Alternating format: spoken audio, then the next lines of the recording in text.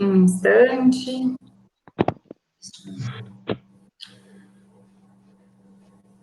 Observa os pés no chão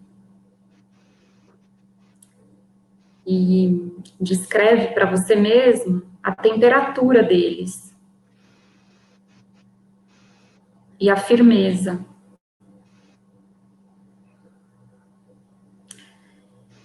Permita que seu corpo sinta uma sensação boa,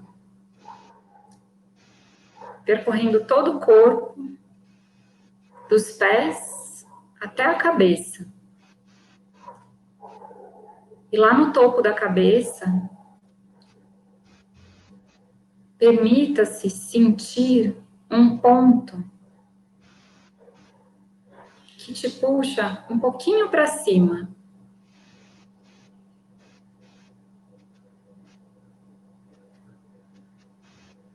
Tenta observar também a temperatura e a sensação nesse ponto.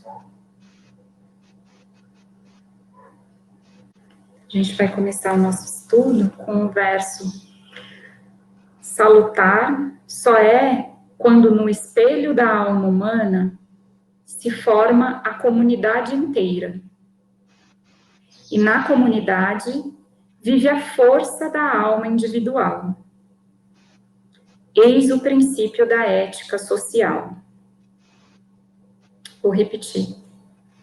Salutar só é quando no espelho da alma humana se forma a comunidade inteira. E na comunidade vive a força da alma individual. Eis o princípio da ética social. Rudolf Steiner. Boa tarde para todas. Vamos dar início, então, para esse encontro.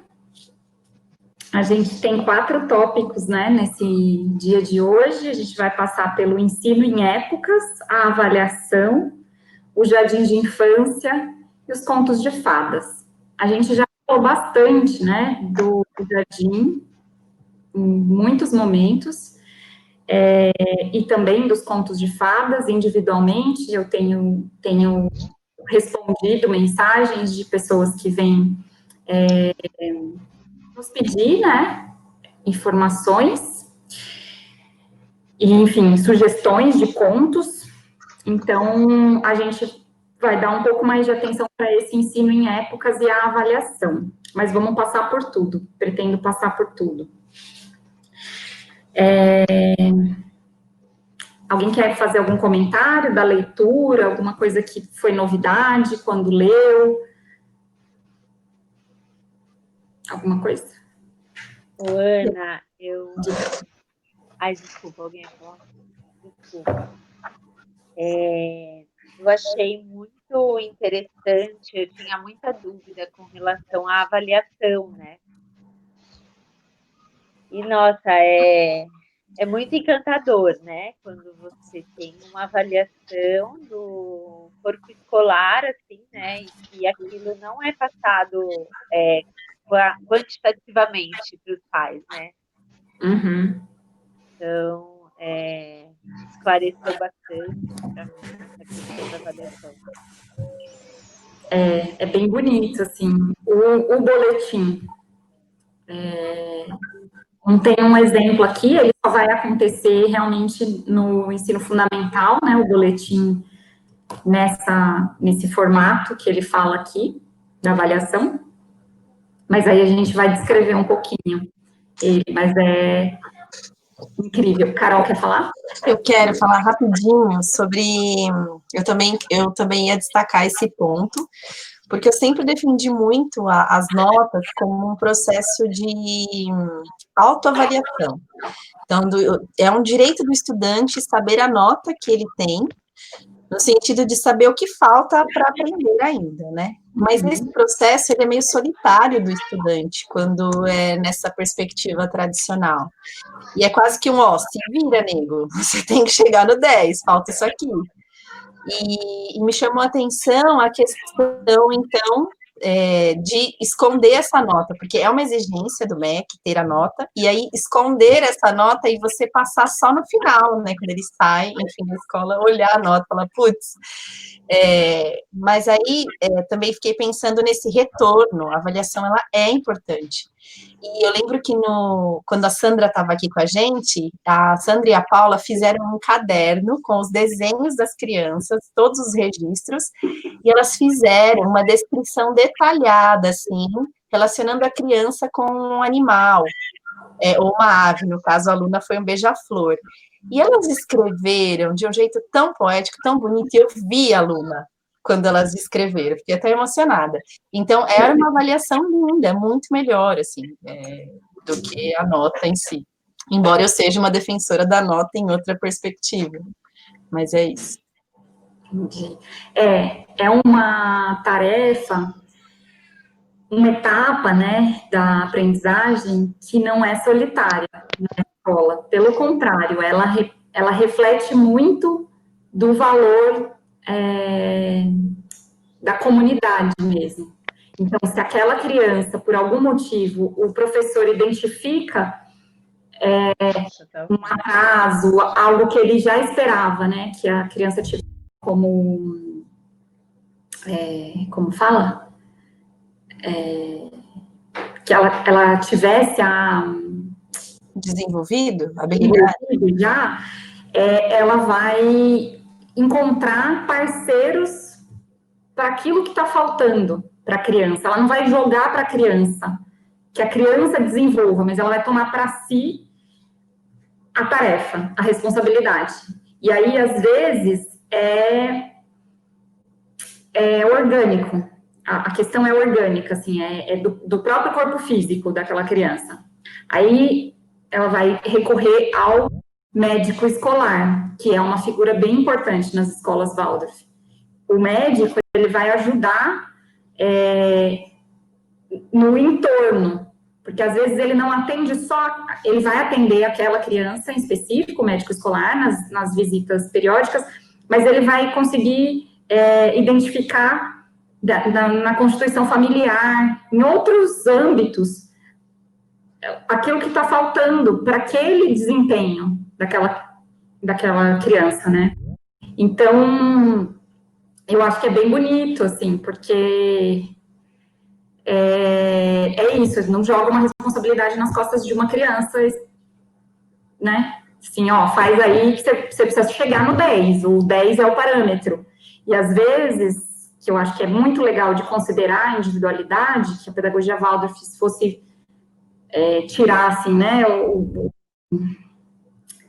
um fiozinho, assim, né, eu preciso tirar uma coisa para dizer, eu tenho 1 minuto para falar sobre pedagogia Waldorf, né, ela vai olhar para o ser humano, como o ser humano se relaciona, né, com o universo, quem é esse ser humano, do que ele é feito, mas principalmente vai olhar para cada biografia. Então, ele vai ver aquilo que é absolutamente individual, né?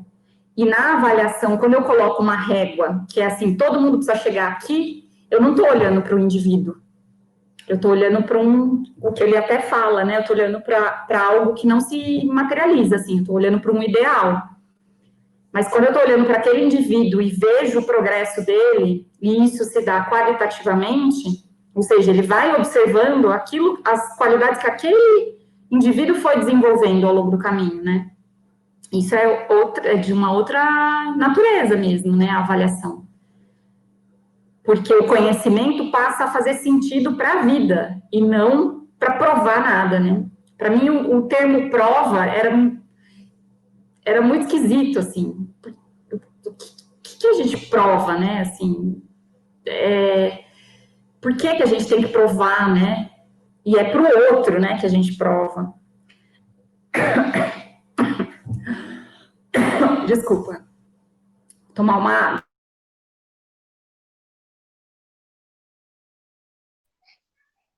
Não, e é muito interessante que com isso a gente pensa assim, né? Por exemplo, se a pessoa começa com a pedagogia Waldorf e depois passa para uma escola tradicional, né? Isso deve ser algo bem distante, assim, né? E por um exemplo, depois que sai do terceiro ano do médio, acho que no ensino médio isso já deve ser um pouquinho diferente, né? Já deve ter no ensino médio algum tipo de avaliação já, né? Quantitativa.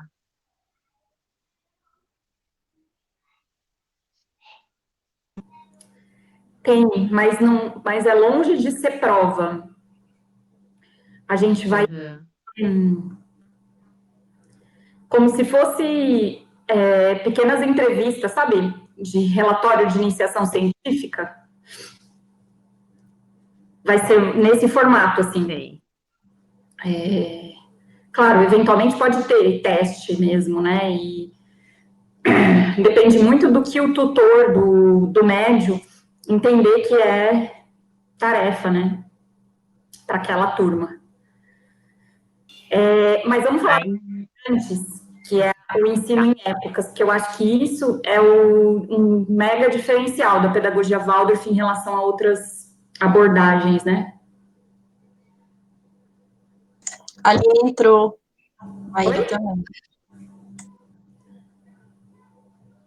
Quem entrou? Paula. Aline. E a Aline. E a Maíra. Como que vocês me veem aí? Vocês veem um monte de quadradinho? Sim. Estou vendo um grandão. Um dedão? Hã? Um dedão? Não, um grandão. Dá para selecionar aqui, né? A visualização, dá para alternar em blocos ou ficar só em quem está falando, né? Ah, porque aí eu vejo vocês, mas na gravação fica... É? Eu acho que sim. Bom, vamos lá. O ensino em épocas, uma exigência lógica. Ele é bem marrento, né? Tem hora esse autor, né? O Rudolf Lance. E ele vai dizer bem nesse primeiro trecho desse capítulo que a pedagogia Waldorf não se diferencia tanto das outras pelo conteúdo, né? Mas pela forma como ele é apresentado. Aí ele vai falar que esse conhecimento que vem num formato em série, assim, né, e fragmentado, como é no ensino tradicional, ele não serve para muita coisa, porque a gente vai deixar de aproveitar esse momento para trazer vida para o conhecimento, ou seja, para esse conhecimento fazer sentido na existência desse ser humano, né? Não como um conjunto de informações que ele vai acumulando. Então, aqui ele é bem freiriano, assim, né, Carol? No sentido de se aquela matéria não é viva, se ela não traz referência de contexto, ela não vai ter eco ali, né, naquela criança, naquele estudante. Mas como que ele consegue executar essa tarefa, né, de ensinar em épocas, o professor? Vivenciando também, nesses intervalos de tempo, o conteúdo de uma maneira mergulhada. Então, lá no terceiro parágrafo, né, o professor deve saber ensinar economicamente, aproveitar o tempo disponível, apresentar as matérias de forma viva e atraente, para que gravem facilmente na memória e evitar o cansaço. É óbvio que deve dominar a matéria de forma perfeita. Então, que ele já dá assim, professor, claro que ele tem que ter muito conhecimento sobre aquilo que ele está falando, mas a forma como esse conhecimento vai ser apresentado é que vai definir se ele é Waldorf de verdade, porque um conhecimento que não é atraente, assim, e que gera mais cansaço do que vontade de aprender, é um conhecimento que está destoando do que o Steiner via como uma forma de aprendizado saudável, né? Então, o conhecimento não deve vir como uma enxurrada de informações, mas ele deve vir aos pouquinhos, mas a constância disso numa determinada fase, né? Assim, então, são as épocas. O que é uma época? É um conjunto de 4, 5, 6 semanas em que eu tenho as 2 primeiras aulas voltadas para esse conhecimento. Então, eu tenho tempo para vivenciar esse conhecimento, né? Eu não preciso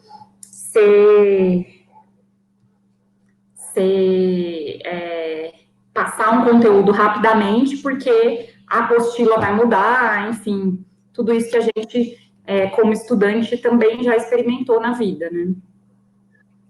E aí, ele fala, para alcançar essas metas, uma grande ajuda, a qual ainda voltaremos, é o ensino de muitas matérias em época. Ao invés de se ter uma determinada matéria distribuída ao longo do ano letivo. Então, é isso que eu falei, essas 2 primeiras horas do dia, ao longo dessas semanas, né, 4 a 5 semanas, vão ser a matéria da época. O resto das aulas é constituído de matérias artísticas, trabalhos manuais, artesanais, educação física, músicas, línguas estrangeiras. Terminada a época, a matéria em questão desaparece do horário e é substituída por outra. Dessa forma, eu posso ter, ele apresenta aqui, uma época de geografia e depois uma época de física, que é um conhecimento que vai exigir competências desse estudante bastante diferentes, mas ele mergulha. E aqui eu acho que é muito importante pensar no próprio ritmo da aula, porque sendo dessa maneira, sendo dessa forma o ensino, a criança, ela vai ter um primeiro contato, depois ela dorme, no dia seguinte ela volta para esse mesmo tema. Ela já não vai atropelando, sabe, indo para frente. Ela tem essa... Depois, filha, já vou, eu tô em aula aqui. Tudo bem aí? Eu tô em aula, Brisa, depois eu vou, amorzinho. Tudo bem. E aí, isso promove, além de uma segurança, assim, para esse aluno, porque ele vai vivenciando, né, ele tem tempo de ir assimilando esse conhecimento que vai chegar, tem também um envolvimento emocional do professor, que é o que ele traz lá na página 103, né, o melhor aproveitamento do aluno e esse engajamento emocional que beneficia a qualidade do ensino, porque o professor se dedica a preparar essa época. Então, é muito parecido com o processo de aprendizado que a gente vai ter, por exemplo, quando decide uma área mais específica do conhecimento, quando está lá já na faculdade, né? A gente mergulha, você tem um número mais reduzido de disciplinas, né? E mergulha naquilo, e passa um semestre vendo aquele conteúdo, gerando conhecimento, né, se relacionando com aquele conteúdo, criando, né. Então, a criança vai experimentar isso um pouco antes, e nesse processo ela também vai ser autônoma, porque o próprio ritmo da aula, da época, da aula de época, vai ter esse ritmo. Então, o professor traz, em geral, com uma vivência corporal, num primeiro momento, rítmico, porque é isso que vai trazer uma certa harmonia e uma homogeneização, assim, das pessoas, né, na sala de aula. Então, um veio de casa brigado, o outro não queria levantar e acordou, o outro chega mais sonolento. Então, esse processo de começar a primeira aula do dia com uma vivência rítmica, com um trabalho de corpo, de percussão corporal, é algo que deixa uma condição mais favorável para chegar algo mais denso, que é um conteúdo intelectual novo. Quando chega esse conteúdo intelectual novo, o professor tem que saber exatamente esse time para não cansar demais. E deixa no final, como a gente falou na semana passada também da classe e do papel do professor, ele deixa uma pulguinha assim, né, atrás da orelha, porque essa curiosidade do que vai acontecer na próxima vez que eles se encontrarem é absolutamente necessário para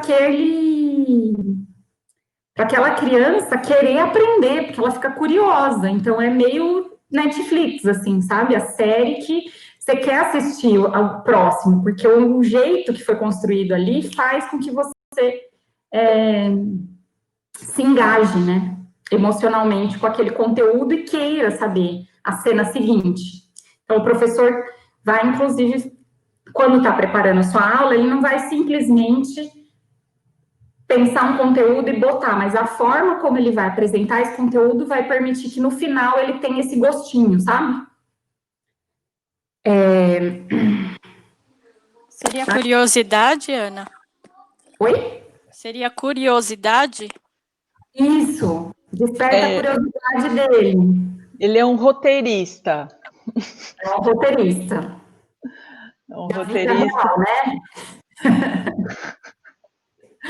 É um roteirista de como é que chama? Da Netflix? Não sei. É das séries, né? Roteirista de série. Roteirista de série, é. Mas aí vai ter gente que vai dizer, ah, não, mas esse ensino concentrado, assim, não deve ser interessante, porque a criança vai ficar muito tempo sem ver aquele conteúdo. E ele fala, não, de fato, é verdade, tem coisa que ele vai realmente esquecer, mas o que ele esquecer é ótimo, porque ninguém disse que no ensino tradicional, em que ele vê todo dia, decora, faz prova, ele não esquece depois de um tempo. E isso é uma virtude, na real, porque se a gente lembrasse de tudo que passou pela nossa vida, se a gente tivesse realmente que lembrar de tudo, a gente ia morrer, né, de cansaço. Não ia ter mais vitalidade, porque a gente ia estar com uma memória aí estafada, né? Então, esse esquecimento é salutar. Algum esquecimento, né? Mas ele vai contrapor dizendo que aquilo que a criança vivenciou de fato na época, aquilo vai ficar impregnado, porque depois que ele chegou, teve uma parte rítmica da aula, né? Ele vivenciou ali uma chegada relacionada com o conteúdo que ele vai ter contato. Depois, ele entrou num momento mais intelectual, o professor fez uma exposição ali do conteúdo. Depois desse momento, ele vai embora, ele volta a pensar, a observar, e aí ele vai criar, ele mesmo, o livro sobre aquele conteúdo. Então, quando ele for fazer isso, e vai ser a letra dele que vai dar vida para o conteúdo, aquilo fica muito gravado. A gente falou na semana passada dos nossos diários, de quando a gente escrevia, ou até hoje, quando a gente faz a mandala, a lunar, fala do ciclo, que você se lembra exatamente da sensação que você teve no momento que você escreveu. É algo semelhante que acontece com a criança. Porque ela vai fazer aquele caderno artisticamente. Ela vai ter tempo para isso.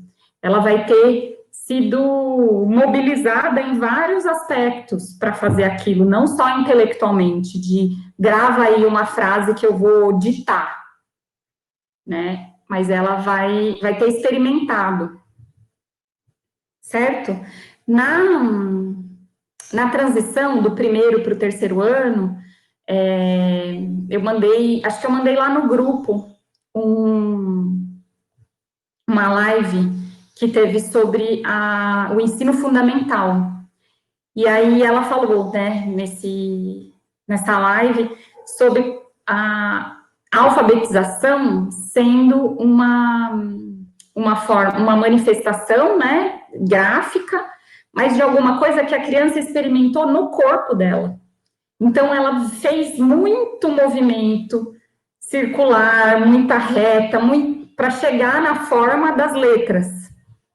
Então, aquilo está muito vivo, interno, assim. Então, ela vai aprender a escrever, não porque ela repetiu infinitas vezes aquela letra, ba, bebi, bobu, né? Como é a crítica que a gente faz ao sistema silábico da cartilha, né? Que, enfim, teve sua validade, acho que foi importante como escola, mas a gente vê os prejuízos, né? De reprodução automática e não geração de conteúdo, conhecimento a partir de cada ser, né? Então, e aí é muito bonito quando a criança chega para ela a letra, o fonema, e ela consegue expressar isso graficamente, né, no processo de alfabetização. Ana, esse chegar da letra e do fonema é pela euritmia também? No jardim, a gente não tem euritmia, mas as rodas rítmicas, elas ajudam, porque a criança vai fazendo certos gestos durante a roda. Vocês faziam a roda aí, né? E aquilo é o que vai virar o que a gente vai ter de euritmia no primeiro, segundo, terceiro ano, que sim, vai ajudar, mas não é falado, né? É que nem o nosso processo de quando a gente está fazendo euritmia. A gente primeiro vivencia e depois vem para a consciência, né? Então, a criança, ela vivencia isso, assim. Então, as vogais vão ser... E eu acho que isso ela falou, né, na live, Carol, das vogais abertas, né? E a consoante vai ser aquilo que me contrapõe ao mundo. Então, é bem bonito, assim, quando a gente, no ensino de português, por exemplo, né, a época de português, a gente mergulhar nas histórias, realmente, né? Toda a pedagogia Waldorf vai ter muito das histórias, a gente vai ver logo em seguida, né, a importância dos contos de fadas. Mas o fato da gente mergulhar nas histórias e construir e ser artístico esse processo, ou seja, a criança ser levada a desenhar aquilo que ela está ouvindo, né? E ela vai ter um modelo para se inspirar ali, o desenho de lousa, mas ela vai criar no caderno dela, né? Um caderno sem pauta, um caderno colorido, enfim, que nesse momento, ele nem toca aqui, mas nesse momento, né, não tem ainda caneta, ela vai ainda experimentar muito da vivência lúdica, artística da educação infantil, embora já esteja no fundamental, né. Eu lembro que as professoras falavam de experimentar com o corpo a letra. Então, as crianças desenham com a água, desenham na areia, no barro, e é um processo bem natural, assim. E elas têm vontade, né, porque elas vão experimentando. Aí eu lembrei da foto que a Thaís mandou uma vez, que ela escreveu alfabetização oceânica, sei lá, porque a conchinha na areia, fazia um movimento e ela fez uma lemniscata, parecendo um 8, uma lemniscata, assim, aí a Thaís bateu a foto e falou, olha o que a Brisa encontrou. Aí eu imaginei que tinha sido a Brisa que tinha desenhado, e foi uma conchinha, né, um bichinho lá. A Thaís me corrige aí o nome do bicho, que eu não conheço os bichos da praia. E aí, achei interessante que me lembrou isso também, que a natureza, né, a alfabetização ecológica. Que bonita. Mas foi a primeira vez na praia, depois da pandemia, que teve aquele um mês que a gente não saiu de casa e a gente foi para a praia e não tinha ninguém, só a gente e os animais da praia, né? Então tinha o rastro da bolacha do mar. Eu nunca tinha visto um rastro de bolacha do mar. Então, ela fazia um 9, como 9. Aí depois veio o molusco, né? Que é o que faz a conchinha. E aí ele fez essa lemniscata, parecendo uma espiral. E aí, o espiral, minha filha, o espiral sugou a gente, entendeu? Foi um momento doido.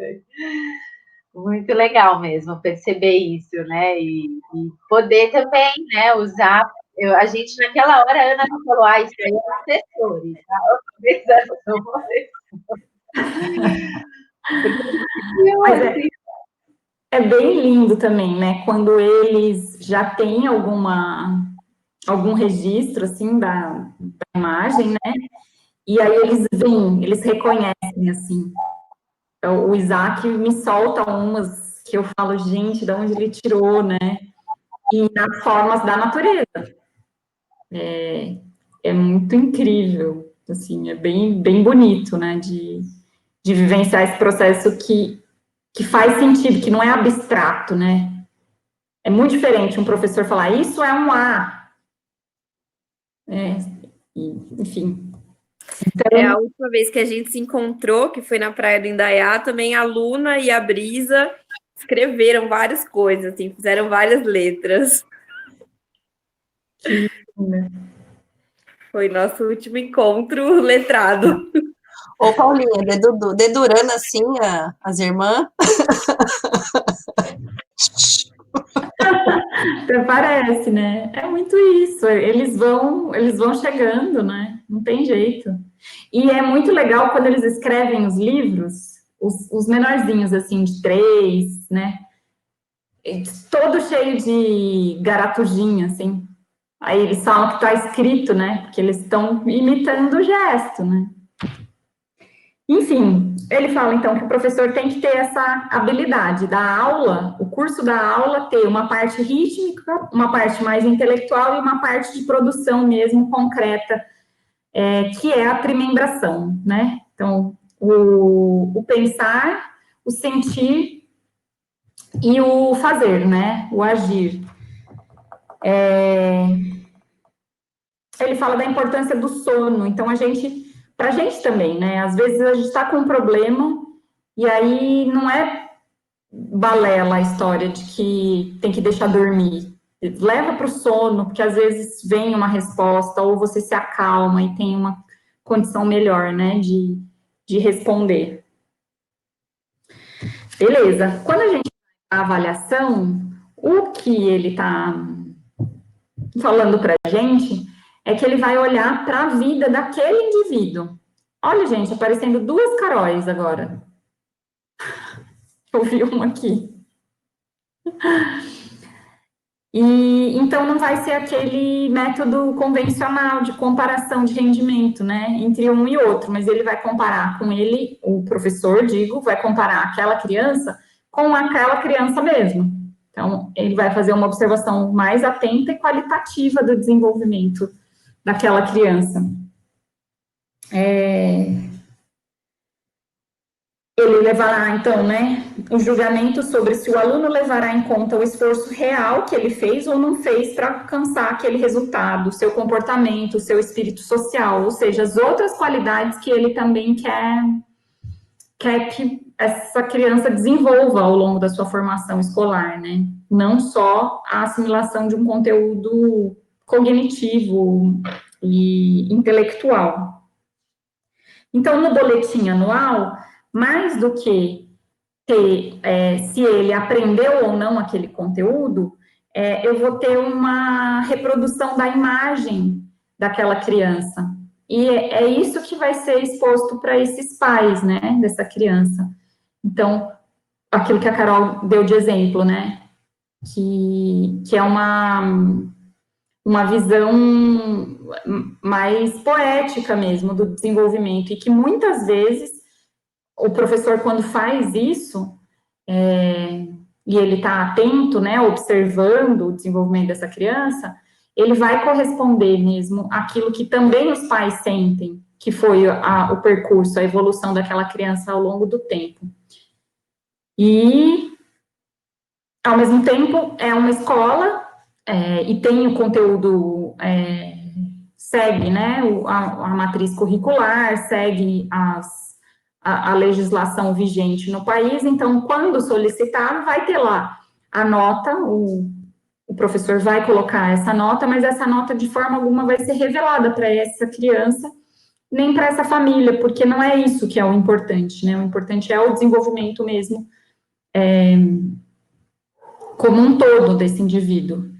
E aí, é claro, se essa criança está revelando que ela está muito aquém daquilo que já deveria ser o conhecimento esperado para aquela faixa etária, vai ser uma ação conjunta, que é o que a gente falou, para suprir isso, né? Então, a gente não vai chegar lá no final do 8º ano e ter uma criança não alfabetizada, porque a gente, antes disso acontecer, a gente já teve formas, e aí a comunidade mesmo vai ser a responsável pela formação integral, né? E aí ele até coloca aqui, né, quantas tragédias escolares poderiam ser evitadas se tal sistema se generalizasse, né? Se a gente não fosse só um número do lado do seu nome, né? E o quanto isso é sintomático, assim, de problemas de autoestima, de desenvolvimento da personalidade, enfim, tudo que a gente já sabe, né? A repetência, por outro lado, não é encorajada nas escolas Waldorf. Por quê? Se o desenvolvimento tem a ver com a biografia humana e aquilo que acontece em cada fase da vida, em cada faixa etária, se eu coloco a criança de novo numa turma anterior, eu não vou estar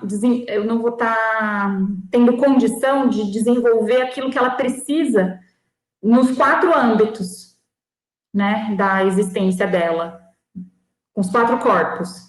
Eu só vou estar olhando para o aspecto cognitivo, que é o que as escolas fazem, né, as escolas convencionais fazem. Então, não se trata dessa maneira, né, e aí ele até fala os casos, né, em que há uma defasagem muito grande, o que pode ser feito, e a gente tem experiência, né, de crianças que saíram de escolas convencionais porque estavam repetindo e foram para a escola Waldorf. Ela, na mesma idade, né, assim, com a idade correta para a série, correspondente à série. A gente vai ter um método que chama Extra Lesson. É uma forma de suprir as necessidades corporais que não foram integradas lá na escola convencional, que em geral estou falando bem rasteiramente, porque eu não conheço, né, a gente fez algumas vivências de extra lesson, mas assim, por exemplo, a criança tem dislexia para escrever, então, de lateralidade, aí a gente vai ter exercícios de lateralidade que vão suprir, né, essa deficiência dela, passa um tempo, ela está escrevendo corretamente, o B e o D, sabe, a barriguinha do B e do D. Por quê? Porque ela não é repetir em série a escrita, é vivenciar no corpo, aquilo que não foi vivenciado. A Maíra, eu acho que uma vez perguntou isso, mas e quando já passou, ou agiu, eu lembro. Quando a criança já passou, ela viveu ali uma infância, né, que ela não teve possibilidade, ela foi acordada muito cedo, alfabetizada precocemente, como que a gente faz para cuidar disso, né, remediar a situação? Então, o extra lesson entra aí. Certo? Os casos de defasagem grave, assim, que se configuram como deficiência, né, casos patológicos, né, físicos, intelectuais, psíquicos, né, vão ser competência da terapia curativa, ou da pedagogia curativa, que agora vocês têm uma moradora, né, de Bertioga, que é especialista na pedagogia curativa. Então, esses casos, crianças diagnosticadas, né, a pedagogia curativa vai ser uma super aliada. E, às vezes, a criança vai se manter na mesma escola, numa escola convencional, e ter um tutor, né, assistindo, e às vezes não. A gente falou disso já até. Aí ele fala do jardim de infância, que ele fala que é uma solução de emergência, que é um fruto da nossa época, né? Então, com o avanço das mulheres, né? E aqui ele está falando de uma sociedade realmente eurocentrada, né? Assim, uma sociedade branca, urbana, capitalista, em que a mulher sai, né, de casa para trabalhar, e aí eu preciso de uma instituição que faça o papel dessa casa, né?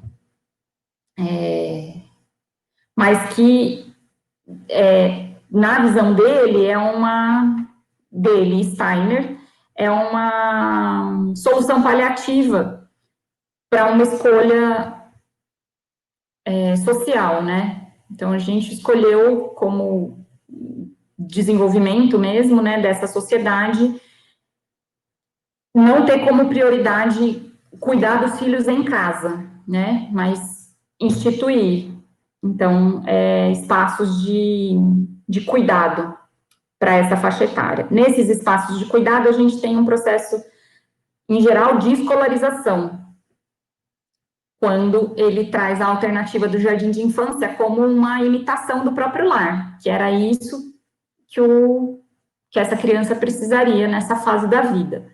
Então, o jardim de infância vai lembrar muito uma casa, em que eu tenho uma mãe, que eu tenho vários filhos, em que eu cuido da casa, né, enquanto estou cuidando dos filhos. E nessa tarefa, né, nesse processo de entrega a essas tarefas domésticas e de ordem, a criança vai experimentando ritmo, né, a hora de comer, a hora de sentar, a hora de descansar, enfim, o brincar dentro, o brincar fora. Em princípio, o grupo de jardim de infância deve ser uma reprodução da família, por isso a defesa de que seja multisseriado. Então, a gente não tem todos os irmãos com a mesma idade, né? A gente tem um maiorzinho, outro menorzinho, sob a direção de uma ou duas orientadoras durante esse período, né? As crianças não deveriam ser todas da mesma idade. Aí ele vai falar do dia a dia mesmo, então da importância do ritmo, né, nesse jardim de infância, e das necessidades fundamentais, assim, da gente suprir essas necessidades fundamentais, né, e das tarefas humanas, então, de cuidado com o ambiente, de fazer a própria comida, de plantar, né, então eu vou ter eu vou passar certas responsabilidades para os maiores que vão sendo ajudantes à medida que vão conquistando mais habilidade motora, né? Então, a gente já viu isso, né? Os maiorzinhos cortam, eles podem usar a faca, o menorzinho, quando está vendo isso, aprende quando eu tiver a idade dele, né? E não foi falado para ele isso, mas ele vai percebendo o comportamento do maiorzinho para receber a faca, por exemplo, né?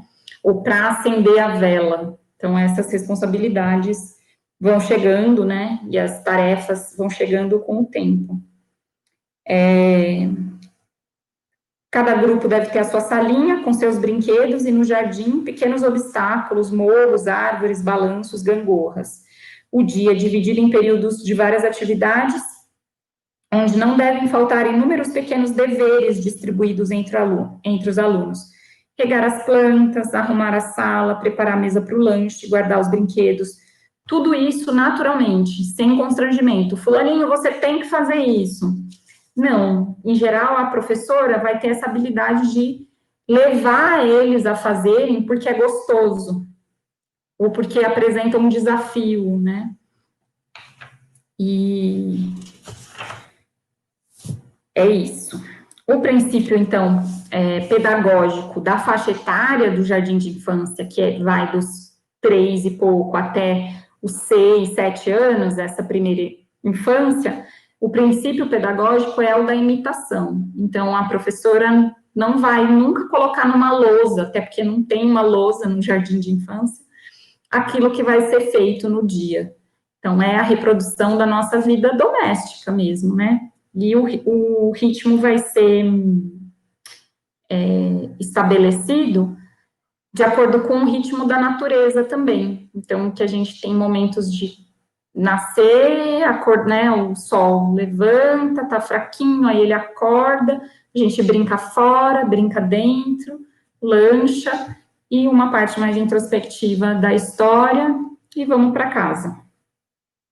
Tudo isso, quando, a gente já falou muito disso, né, no grupo, tudo isso, quando feito com amor e com gestos delicados, vai nutrir aquilo que a criança tá precisando naquele momento desenvolver, que é a confiança no mundo. Ah, esse adulto sabe o que é bom para mim, então eu sigo esse adulto, né? Se o adulto fica com medo, se ele titubeia ali, né, nas decisões, a criança experimenta animicamente essa dúvida, e aí isso enfraquece a confiança dessa criança, né?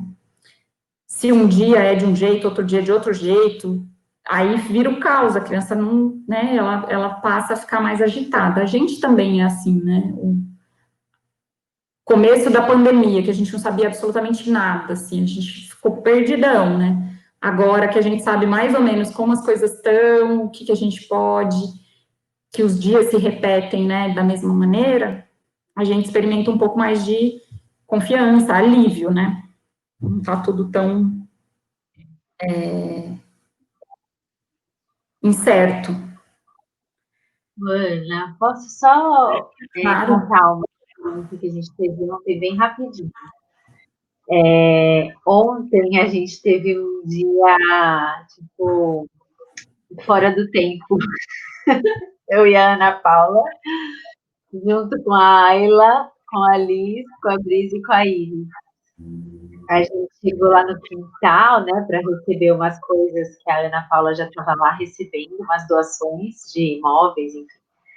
E aí ela falou, ai, Thaís, vem aqui, a gente aproveita e já faz uma reunião. Aí chegamos lá e a Ayla também estava ali, aí vamos ficar juntos, então vamos ficar juntos. Gente, mas foi tão gostoso. Eu queria compartilhar com vocês. Porque imagina só, ela da saudade dela. E assim, elas pediam o ritmo. Foi muito lindo. Tipo, aquilo, ela já, né, assim, falei, meu, a gente vai ter que fazer o ritmo, porque tem jeito, vamos lá. Mas aí a gente fez todos os momentos, no final veio a mãe dos contos de fada, porque a Ayla falou assim, será que a fadinha vai vir hoje? Ai, na hora eu me acabei, ela vai ter a mãe dos contos de fada. Relaxa aí, vamos lá. E a gente fez o ritmo, nossa, aquilo parece para todo mundo, sabe? Trouxe uma paz. Foi lindo, assim. Nossa, foi. Elas cantaram todas as músicas das refeições. Elas ficaram sossegadas, assim, né? Aí teve uma hora depois do lanchinho que a Liz até falou, a gente ganhou um dia de quintalzinho. Ai, que bonito. Ai, gente, foi lindo. Na hora da refeição, uma delas, eu não lembro quem, falou assim, ai, é a tia Paula e a Sandra que fazia assim, né? Você estava servindo, não. Foi a Lala, foi a Ayla. Aí ela estava assim, nossa, coisa assim, tão pura, que, nossa, foi muito encantador, foi lindo mesmo. Até para o espaço, foi uma energia que estava precisando, sabe? Foi lindo mesmo. Que gostoso, gente. E é isso, né? Eles sentem isso, a gente também. É muito incrível, né? Porque justamente a gente está alimentando algo que não é morto, que não é falar as cores em inglês, sabe? Tipo, dando um exemplo esdrúxulo, né? Mas assim, que é o que as crianças numa escola convencional estariam fazendo. As memórias que elas vão ter com a escola é de quando é cantado ainda, maravilhoso, né? Que aí não é só aquela repetição, enfim, abstrata, né? Mas é isso, essas vivências vão ficar, né? Muito, assim. E mais para frente, certamente, vocês vão ver que essa coragem de vocês de assumir um compromisso, de compartilhar a educação dos filhos de vocês com uma comunidade, vai trazer ainda mais benefício para as crianças. As crianças, elas, não é intelectualmente, as crianças vão sentir uma confiança, assim, diante de um desafio da vida, elas vão ter isso no registro delas, de que, não, peraí, a minha mãe era arquiteta, assim, mas eu lembro que ela, né, assim, não é um lembrar cognitivo, mas ela vai ter essa vivência de que, não, peraí, não, ela construía escolas, né, ela fez desenho de escola, ela construiu de fato, né, assim, ela cuidou do jardim da minha escola, assim, né, então ela escolheu esse exercício da liberdade, como se fosse esse exemplo do tônus que vocês estão gerando, assim, desse músculo, sabe? Se a vida fosse uma academia, o que a gente veio fazer aqui é trabalhar um músculo, e esse músculo é a liberdade de escolha, e a gente trabalha a liberdade de escolha todo dia que a gente escolhe construir coisas, deixar esse legado, fazer, né? Ou que a gente escolhe, sei lá, outras coisas, né? No meu caso aqui, eu adoro Coca-Cola, mas não vai dar para ter Coca-Cola dentro do jardim de infância, mas, enfim, eu vou tomar de vez em quando, e ok, né? Entende? Tipo, só para não ficar radical demais. Então, no jardim de infância, eu vou criar esse ambiente que vai ter uma medida que é espontânea, que eu vou deixar favorecer essa espontaneidade, mas vai ter uma medida que é completamente preparada, que é eu escolho os materiais que vão estar ali, eu disponho esses materiais de uma forma que favoreça o cuidado com o ambiente, o zelo, que transmita valores que eu quero cultivar naquele ambiente, né?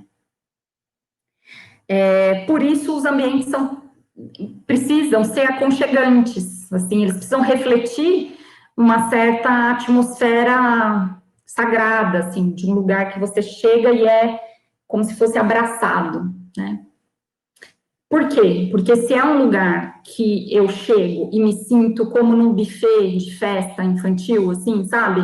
Tudo colorido, luzinha que pisca, ou a qualidade anímica do que vai acontecer ali vai ser de outra natureza. Tô nem dizendo que vai ser melhor ou pior, mas vai gerar outra natureza ali, de qualidade, de relação entre as pessoas, de desenvolvimento da fala, de desenvolvimento do corpo, né? Então, se eu tenho uma cabaninha e eu vou para debaixo dessa cabaninha, eu estou entregando para essa criança pequena uma coisa que ela está precisando ali, que é um contorno, porque ela está acabando de chegar. Se eu vou para um lugar que tem um pé direito muito alto, que a criança se sente um bichinho perto, né? Ela vai vivenciar medo, insegurança e tal. Se eu chego num lugar e ele é branco, assim, tudo branco, também isso vai ter um efeito, né? Se a gente sente isso, super, né? Assim, se a gente fica um tempo sem ir num shopping, depois você entra, dá uma coisa estranha, assim, né? Porque é muita luz. Você falou, Carol? Até um mal-estar. Dá até um mal-estar, né? Então, o ambiente tem que ser pensado para isso, né? O ambiente interno e o ambiente externo também tem que estar pensado para isso. Então, tem que ter disponível ali a terra, árvores, bancos, tocos, balanço, e ele vai dizendo, né, aqui, o que mais que cada escolha que a gente faz quando está projetando um parque infantil, o que cada escolha reflete no desenvolvimento daquela criança, né? né? Então, se tiver que escolher um brinquedo, que seja balanço, muito balanço, gangorra, muita gangorra, sabe, assim, tem que ter elementos que vão desafiar essa criança corporalmente, né? E não num sentido de competição. Então, por isso, um balanço para cada criança. Tinha uma professora que falava isso. Não, a gente tem que ter um balanço para cada um, assim, porque vai ter hora que é só isso que eles querem fazer. Então, a gente... E a disputa, né? E E muita a disputa. Exatamente.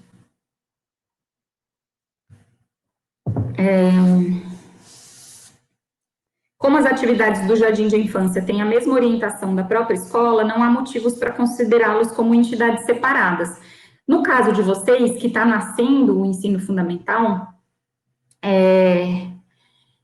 já é muito bonito de ver. O que a Carol está dando risada? E a Thaís suspirou.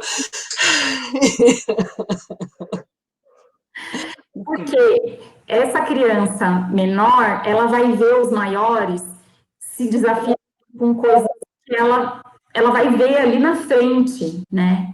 Então, a criança vai para o primeiro ano, ela vai passar do jardim para o primeiro ano, ela vai ter uma cerimônia, e é como se fosse um ritual mesmo de passagem. Então, em muitas escolas tem um arco de flores, que a professora vai receber essas crianças, né? São as flores do jardim dela que estão indo para o fundamental. É um portal, não é isso, Ana? É um portal, exatamente. E aí, passando por esse portal, os menorzinhos vão vivenciar aquilo de um jeito que, assim, deve ser muito especial ir para o fundamental. Então, eu quero. E esse eu quero, essa vontadinha, sabe? É Deus dentro da gente, que é o significado da palavra entusiasmo. Então, ela fica entusiasmada. É euforia, né, de transição, não é isso? A euforia dessa transição de que está saindo do jardim indo para o fundamental. A criança que vivencia a transição, sim, ela vai ter um ajuste ali, né? Que ela deixou um lugar que ela conhecia para uma coisa nova. A que fica, a menorzinha, vai vivenciar uma admiração, assim, eu vou estar lá, né? Então, e aí é muito bonito de observar, assim, essas transformações, né, que acontecem do jardim para o primeiro ano.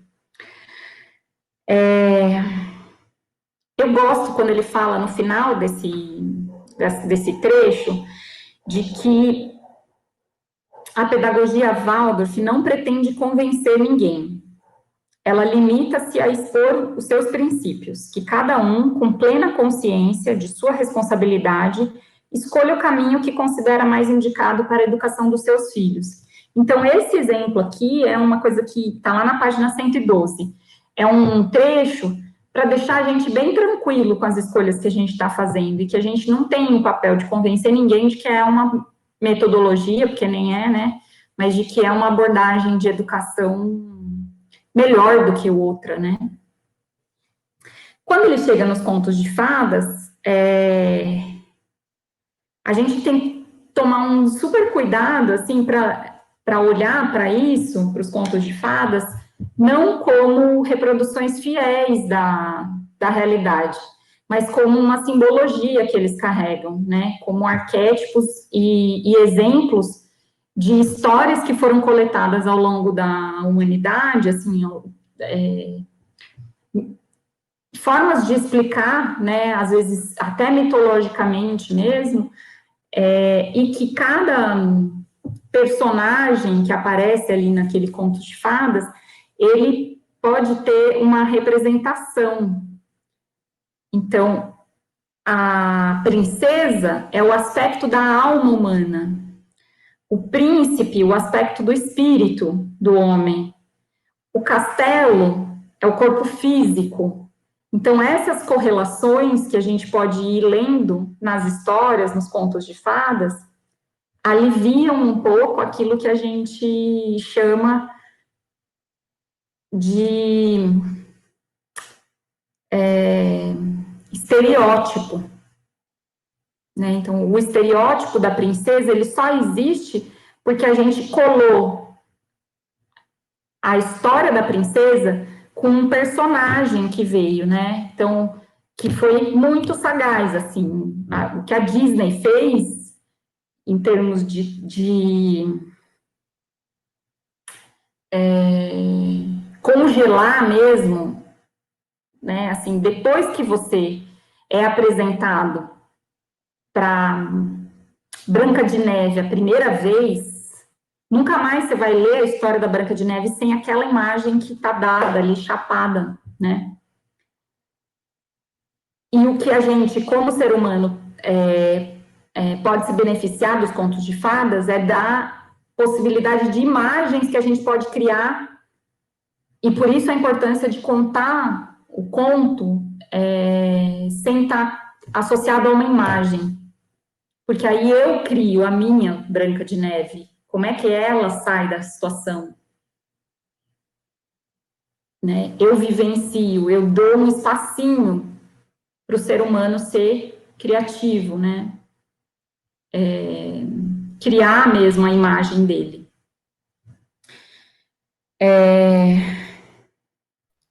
Ana, confesso que assim, ó, para mim tem sido bem desafiador pensar, né, nos contos de fadas e sentir isso. Desde o começo da pandemia, tenho tentado mergulhar bastante nisso e ainda me pego muito brigando com as histórias, assim, racionalmente, sabe?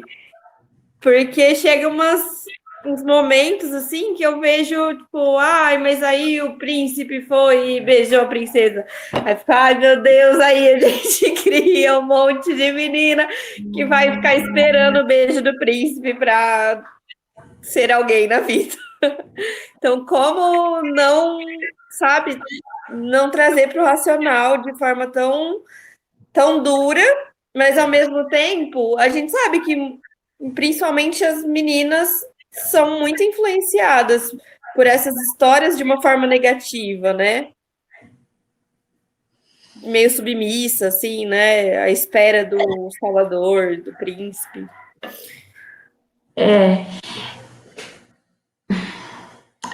Mas talvez também tenha a ver com a sua biografia, da fase de vida que você está experimentando.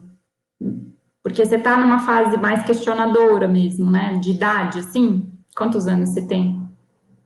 29. Tô questionando o mundo mesmo. É o retorno de Saturno, né? Porque aí a gente fica mais duro mesmo, assim. Falar, de novo, lá vem esse estereótipo reforçando a princesa indefesa. Isso vai arrefecer um pouco, naturalmente, assim. Não estou dizendo que você vai se alienar e achar que vestir de Frozen ou de qualquer outra personagem seja a coisa certa, seja a coisa certa, assim, vai dar uma mudadinha, assim, mas a gente vai conseguir dar uma modulada. Mas, vamos lá na página 113, só para ler mesmo o trecho que ele traz, né? Nas grandiosas imagens dos contos, encontramos os grandes princípios diretores da evolução humana. O estado original de harmonia e perfeição, que é o reino, a queda, que é a madrasta, as andanças pela floresta, a perda de harmonia original, o mundo das pedras, os sofrimentos, as tentações, que são os dragões ou as fadas malvadas, né? As bruxas aqui, eu acho que entram nesse caso. O despertar da inteligência, que são os anões que auxiliam, os seres elementares que aparecem, a alma que luta, porque lembra que a princesa é sempre a alma, né? A princesa vestida de trapos, ou o príncipe que passa por dificuldades, a redenção final, isto é, a purificação como volta a um estado de harmonia, que é o casamento feliz da princesa com o príncipe. Inseridos nos detalhes, os autênticos contos de fadas revelam essa origem oculta, que para gerações remotas continha toda a moralidade de que estas precisavam, além de satisfazer sua curiosidade histórica. Então, é a jornada do herói. Não sei o tanto que vocês estão familiarizados com essa nomenclatura, mas é o percurso que a gente passa como humanidade mesmo. Se a gente olhar assim, esses contos de fadas, eles não são as histórias ficcionais que a gente inventa na vida contemporânea, historinhas que eu crio. Mas eles têm um caminho que, arquetipicamente, me leva para esses estados aqui, que ele apresenta. Então, por isso, os contos de fadas são importantes de serem vivenciados nessa narrativa oral, além do resgate da narrativa oral, né, de transmissão pela voz, assim, não pelo texto, né.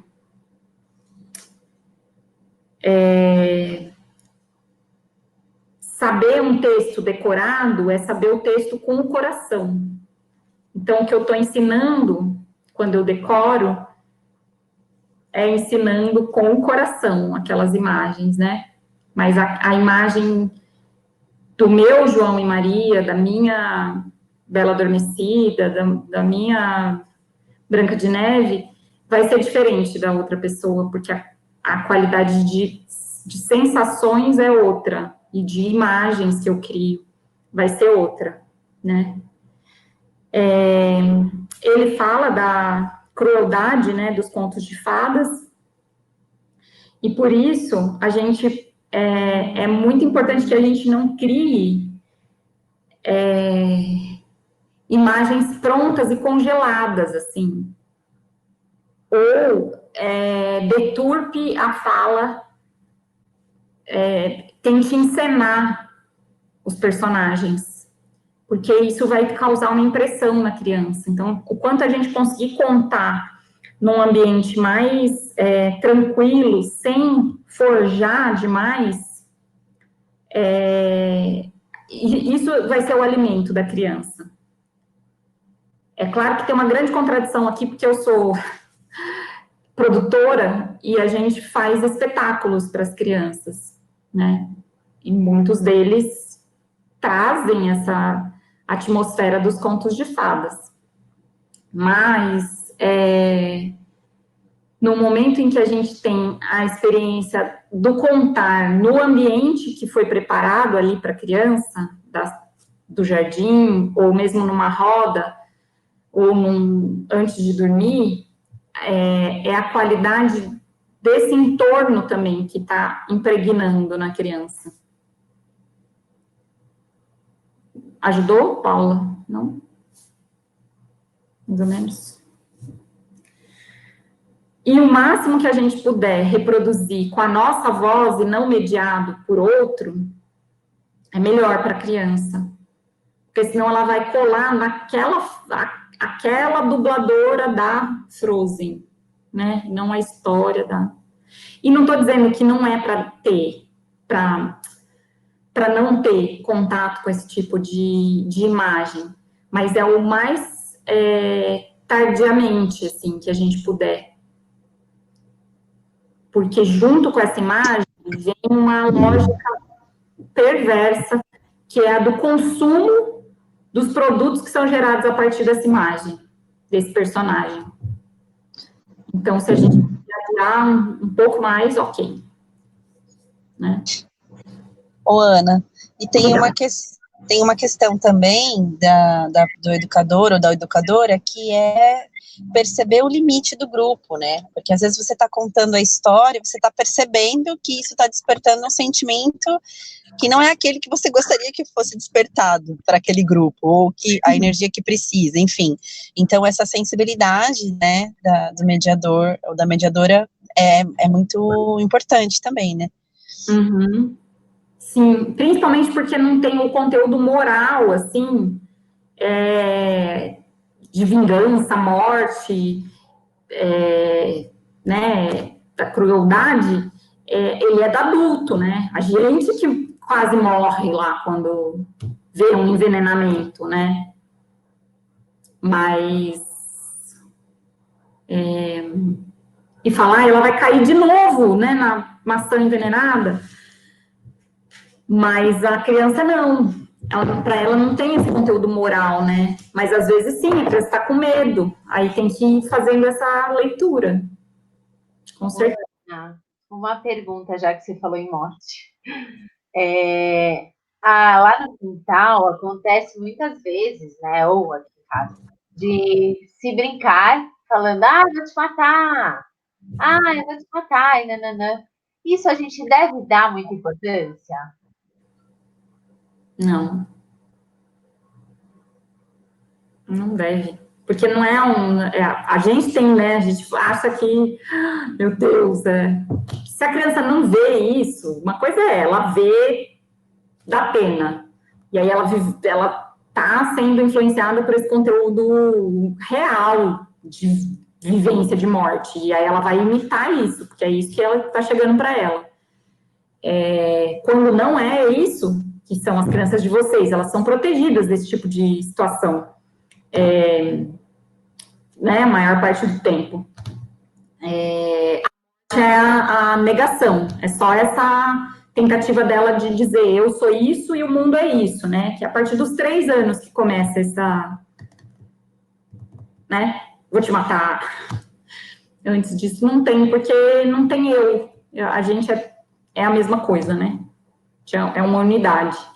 Então, é vista como uma negação. Posso pesquisar melhor, Thaís, perguntar para professores mais experientes, assim, mas de tudo que eu já ouvi tem a ver com isso, assim, que é a afirmação da chegada do eu.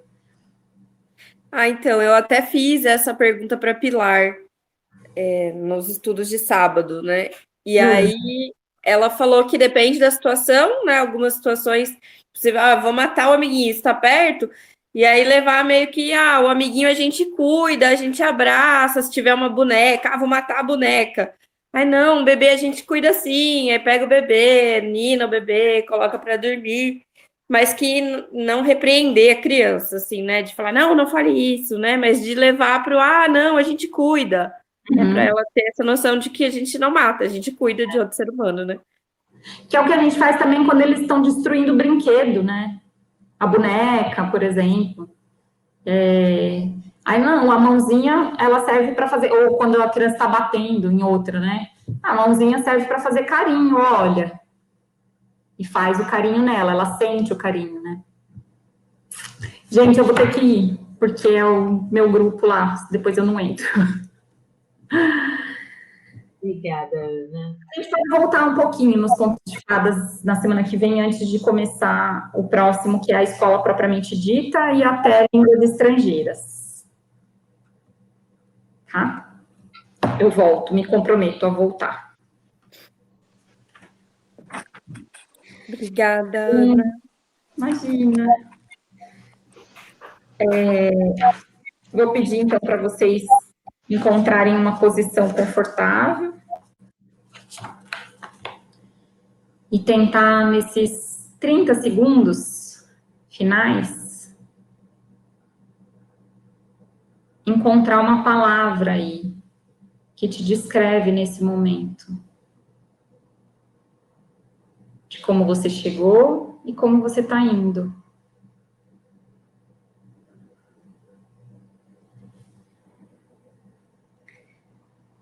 Salutar só é quando no espelho da alma humana se forma a comunidade inteira. E na comunidade vive a força da alma individual. Eis o princípio da ética social. Salutar só é quando no espelho da alma humana se forma a comunidade inteira. E na comunidade vive a força da alma individual. Eis o princípio da ética social. Rudolf Steiner. Obrigada, meninas. Um beijo, até semana que vem. Me inscrevam lá e assim que eu conseguir, eu coloco o link do vídeo. Tá bom. Beijo. Beijo. Beijo, Ana. Obrigada. Obrigada, Ana.